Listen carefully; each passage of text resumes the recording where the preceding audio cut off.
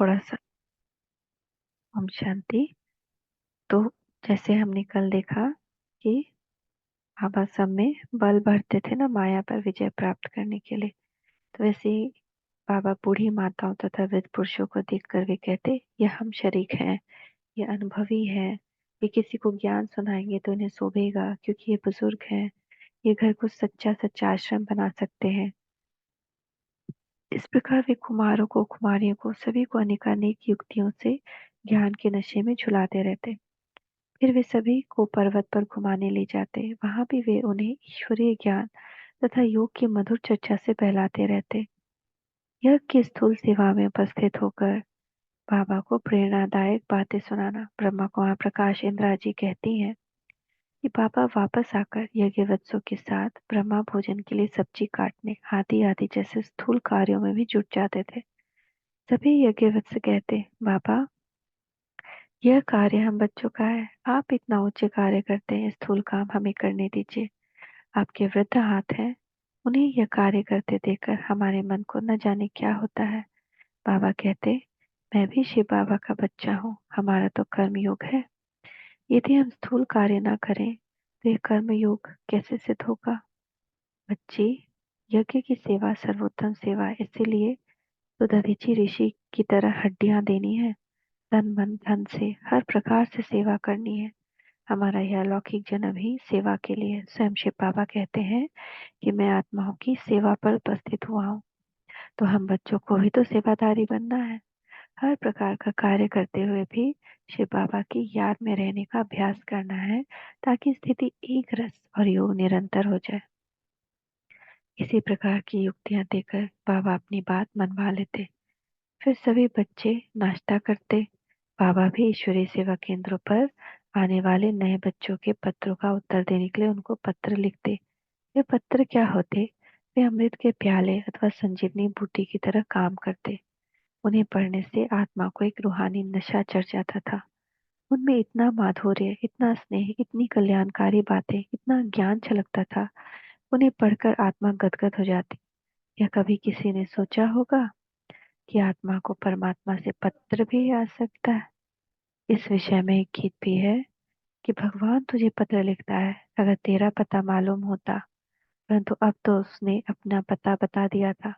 प्रतिदिन न जाने कितने पत्र आबू के इस पते पर आते थे। सेवा में परमपिता परमात्मा शिव मार्फत प्रजापिता ब्रह्मा ब्रजकोठी आबू पर्वत राजस्थान।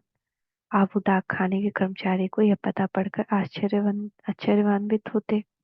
सभी पत्र इसी पते पर आते, परंतु वे इसके अर्थ को जानने का भरसक प्रयत्न करते थे, तभी तो उसे जान पाते। इस बात को तो अनुभवी ही जान सकते हैं, दूसरे लोग के लिए तो यह अविश्वसनीय बात होगी। बाबा के पत्रों के उन सुनहरे अक्षरों के लिए, उन मधुर शब्दों के लिए जिज्ञासु लोग तड़पते रहते। सेवा केंद्र पर पत्र आते ही चारों ओर सभी ऐसे इकट्ठे हो जाते, न जाने उन्हें पत्र को सुनने से क्या मिलेगा। हर एक के नाम से याद किया होता, हर एक को सिक्के लधे नूरे रत्न मीठे मीठे बच्चे ऐसे शब्दों में संबोधित किया होता। कई दिन कई बार योगाभ्यास अथवा ईश्वरीय याद रूपी यात्रा की क्लास होती। सभी उस अभ्यास से अपनी अवस्था को अव्यक्त बनाते और आत्मा में लाइट और माइट भरते अथवा आत्मा रूपी बैटरी को चार्ज करने का पुरुषार्थ करते। मधुबन में रात्रि क्लास। ब्रह्म कुमारी पुष्प शांति जी लिखती हैं कि रात्रि की क्लास में बाबा और मम्मा सभी जब सभी के सामने आकर बैठते तो वह दृश्य भी देखने बनता था। दोनों दिव्य मूर्त तथा दोनों की मुखमंडल पर पवित्रता की अनोखी झलक और अद्भुत तेज, दोनों की प्रकृति में आत्मा का उजाला। वह दोनों मधुर मुस्कान से स्नेह भरे नयनों से निहारते। अहो, पृथ्वी पर अजीब कौतुक हो रहा था और करोड़ों मनुष्यों को इसका पता भी न था। ठीक ही तो कहा गया है, जब परमपिता ने सृष्टि में सब आकर सौभाग्य बांटा तो बहुत लोग वहां देर से पहुंचे और बहुत से तो अज्ञान निद्रा में सो ही रहे। धन्य है वह आंखें जिन्होंने सभी आत्माओं के प्रजापिता ब्रह्मा को तथा जगदम्बा सरस्वती को अपने सामने बैठे हुए देखा। अज्ञान चक्षु से ब्रह्मा बाबा में पधारे हुए शिव बाबा को भी देखा। धन्य है वे कान जिन्होंने उनके मुखारबिंद से आत्मा को अलौकिक, आनंदित और निर्मल करने वाले उन मधुर महावाक्यों को सुना। धन्य है वे मानव शरीरधारी जिन्होंने उन माता पिता के अलौकिक धर्म गोद का दिव्य सुख लूटा। धन्य है वे जिन्होंने उनके पवित्र हाथों से टोली पाए। क्या वह दृश्य सदा नहीं रह सकता? वह दोनों दिव्य मूर्तियां जब क्लास में आती तो उनके आने का ढंग, बैठने की रीति, उनकी प्रीति, उनके निहारने की विधि न्यारी होती। पहले मम्मा क्लास में आकर बैठती, आकर कहती, सभी ठीक बैठे हो? ठीक का मतलब है कि मनसा वाचा कर्मणा तीनों प्रकार से ठीक हो। किसी प्रकार के कोई संकल्प विकल्प तो परेशान नहीं करते। देखना, इतने ऊंचे बाप के पास आकर किसी प्रकार के संकल्पों में पकड़कर स्वयं को घाटे में न डालना। ये जीवन बड़ा अनमोल है, व्यर्थ संकल्पों में समय न गवा देना। अच्छा, कोई स्थूल सूक्ष्म सैल्वेशन चाहिए तो वो तो बताना। अपने घर में, अपने बाप के घर में बैठे हो, किसी भी प्रकार की लज्जा ना करना। बोलो, किसको कोई सैल्वेशन चाहिए हो तो हाथ खड़ा करे।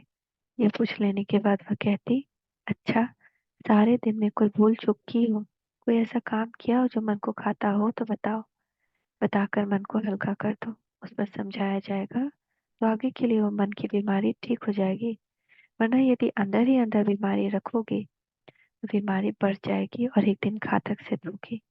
फिर बाप दादा आते, सभी की दृष्टि उस हो जाती। उनका बैठना उठना सभी को बहुत ही मधुर और अलौकिक लगता। क्लास में खुशी की लहर के साथ साथ सन्नाटा छा जाता। अपना स्थान ग्रहण करके बच्चों की ओर देखते हुए कहते, मम्मा, सभी से खुश खरावत पूछी, सभी से सैल्वेशन पूछी। देखो बच्चे, बाप दादा के घर आए हो सुख पाने के लिए, लज्जा न करना। यहाँ शिव बाबा का सारा भंडारा तो आप बच्चों का है। जैसा जिसका खान पान की जैसी आदत हो, तबीयत को जैसा अनुकूल पड़ता हो, वैसा बनवा सकते हो। ये शरीर बहुत ही अनमोल है, क्योंकि इस द्वारा शिव बाबा की याद में रहकर जन्म जन्मांतर के विक्रम दग्ध करने हैं। भले ही यह काम विकार से पैदा हुआ है और तमोगुनी तत्वों का बना हुआ है, परंतु इस जन्म में जबकि ईश्वरीय ज्ञान मिला है तो इस द्वारा अविनाशी कमाई बहुत हो सकती है। इसीलिए इसकी संभाल करते रहना। हाँ, इसमें मोह नहीं रखना। शरीर को एक और भुलाने का भी पुरुषार्थ करना है, परंतु साक्षी होकर इस अमानत को संभालना भी है। बच्चे, अगर आती बार कोई कंबल, चादर आदि आदि कोई भी चीजें ले आना भूल गए हो तो शिव बाबा के भंडारे में सब कुछ है, सब मिल सकता है। आप घर के बच्चे हैं, कोई भी चीज ले सकते हैं। बाबा कहते हैं किसी प्रकार की भी यहाँ तकलीफ सहन न करना। आप बाबा केवल एक तकलीफ देते हैं, वह यह कि बस निरंतर शिव बाबा को याद करो और पवित्र बनो तथा दिव्य गुण धारण करो। ज्योति स्वरूप बाबा को याद करने की मेहनत है, परंतु उसमें भी वास्तव में कोई तकलीफ थोड़ी ही है। बाप शिव बाबा ने न तो किसी विशेष आसन पर हट करके बैठने के लिए कहा है, न कोई उपवास या प्राणायाम आदि करने का कष्ट देते हैं। इन सभी तकलीफों से तो बाबा छुड़ा देते हैं। बस इतना फरमाते हैं कि बुद्धि द्वारा मुझे याद करो तो तुम्हारे जन्म जन्मांतर के विक्रम दग्ध होंगे, खुशी का पारा चढ़ेगा और देह का भान मिट जाएगा और पवित्र होकर वापस मेरे पास परम धाम में आ जाओगे। अच्छा मम्मा, बच्चों से पूछो, किसी ने कोई भूल तो नहीं की? बच्चे, अब भूलों को मिटाते जाओ। जन्म जन्मांतर ज्ञान न होने के कारण बहुत भूले की। अब ज्ञान मिला है, सोचने में आया हो तो भूले मत करना। अब 100 गुना अधिक दंड मिलेगा। यहाँ तकदीर बनाने आए हो, लेकिन तकदीर को लकीर न लगा देना। इस ऊंचे बाप की अवज्ञा न करना, भूलों को इससे न छुपाना। यह बाप धर्मराज भी है, यह बता दोगे तो आगे के लिए सावधानी मिल जाएगी, वरना फिर धर्म राजपुरी में दंड पर पाना पड़ेगा। क्योंकि स्वयं को ईश्वर के बच्चे मानकर फिर भी भूल करना, इस पर बहुत बड़ा दंड मिलता है। अच्छा बच्चे, आप आप समझदार बने हो क्योंकि ज्ञान मिला है। आप बहुत सौभाग्यशाली हो। आपको कहा ही जाता है लकी स्टार्स, क्योंकि आप जो आत्मा रूपी तारे हो, ज्ञान द्वारा अपना सौभाग्य ऊंचा बना रहे हो। अच्छा बच्चे, अब बैठो, अपने अति प्रिय शिव बाबा की याद में अशरीरी हो जाओ और बुद्धि ले जाओ परम धाम में। बस दिन भर यही अभ्यास करते रहो ताकि अवस्था परिपक्व हो जाए। बस यही धुन लगी रहे, मैं आत्मा हूँ, परम धाम से सृष्टि मंच पर पाठ बजाने आई हूँ। अब यह सृष्टि ड्रामा पूरा हुआ, अब मुझे वापस परम धाम जाना है। चलो बच्चे, अब बुद्धि को ले आओ शिव बाबा के पास। देखो, तुम बैठे तो फर्श पर हो, परंतु तुम्हारी बुद्धि सदा अर्श पर, आकाश से भी परे परम धाम में रहती है। संसार के लोग देह अभिमानी है और ईश्वर को जहाँ तहाँ सब में व्यापक मानते हैं, इसलिए उनकी बुद्धि भटकती रहती है। आपको लक्ष्य स्पष्ट रूप से मिला हुआ है, उसमें अब स्थित हो जाओ। कहा, बाबा के ऐसे बोलते बोलते सभी वत्सों की आत्मा शिव बाबा की याद में एक टिक हो जाती। ऐसा मालूम होता कि शिव बाबा बहुत ही लाइट माइट दे रहे हैं, जी करता बस ऐसे ही बैठे रहे, यह सुख लुटते रहे। कभी कोई रिकॉर्ड बज रहा होता है, कहाँ ले चले हो बता दो मुसाफिर, सितारों के पीछे कैसा जहां है। इसे सुनते सुनते आत्मा सूर्य चांद और तारों के भी पार आत्म अर्थात परम धाम में शिव बाबा की याद में स्थित हो जाती। कवि गीत बजता, प्यार का सागर है, तेरी एक बूंद के प्यासे हम। योगाभ्यास करने वालों का मन वो उठता है, आज समय कितना सुंदर है, आज का दिवस महान। शिव बाबा से मिलने निकली ब्रह्मा की संतान, हल्के फुल्के पंछी बन आकाश में उड़ते जाते हैं, सूरज चांद सितारे भी पीछे रहते जाते हैं। परम धाम के बेहद घर में भी देखो क्या चमक रहा है, सूक्ष्म बिंदु दिव्य सितारा जगमग जगमग दमक रहा है। यही तो अपने शिव बाबा हैं जो करते कल्याण। शिव बाबा से मिलने निकली ब्रह्मा की संतान, ज्ञान के सागर प्रेम के सागर आनंद रूप बनाते हैं।